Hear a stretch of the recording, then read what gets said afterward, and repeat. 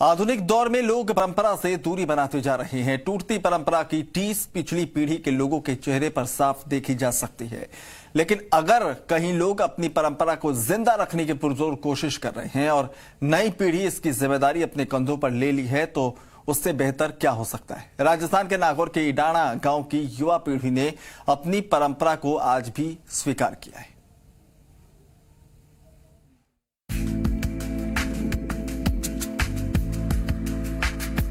दूल्हे के भागने की ये तस्वीर किसी को भी हैरान कर सकती है। आखिर दूल्हा दुल्हन को छोड़कर क्यों अकेला भाग रहा है? जो ये नहीं जानता वो सख्ते में आ सकता है, लेकिन इलाना गांव की ये परंपरा है। यहां शादी के बाद दूल्हा दुल्हन देवी देवताओं को धूक लगाने आते हैं। दूल्हा दुल्हन दोनों एक साथ माताजी के थान पर धूक लगाते हैं और फिर दूल्हा अकेला अपने कुल देवता श्री खेड़ा धणी बाबा के देवरे तक भागता है। वहां पहुंचकर धूक लगाता है और गांव में सुख समृद्धि और शांति की कामना करता है।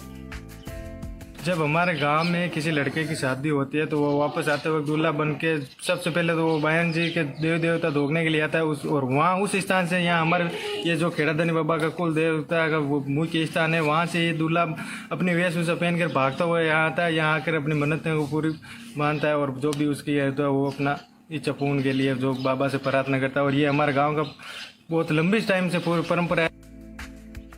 दूल्हा दुल्हन द्वारा देवी देवताओं को धूक लगाते वक्त मांगलिक गीत गाए जाते हैं। ऐसी मान्यता है कि इनानिया गोत्र के कुल देवता श्री खेड़ा धणी बाबा, जिन्होंने गायों की रक्षा के लिए लड़ाई लड़ी और गायों की रक्षा में वीर गति को प्राप्त हो गए।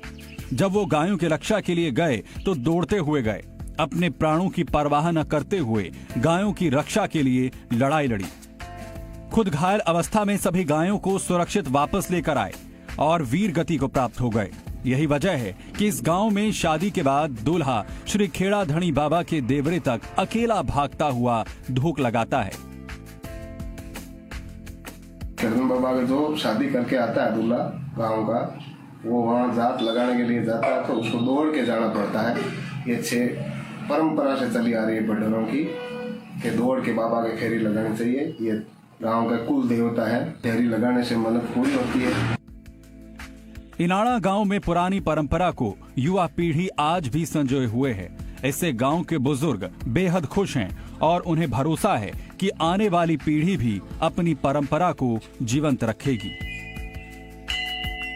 दामोदर इनानिया, जी मीडिया, नागौर।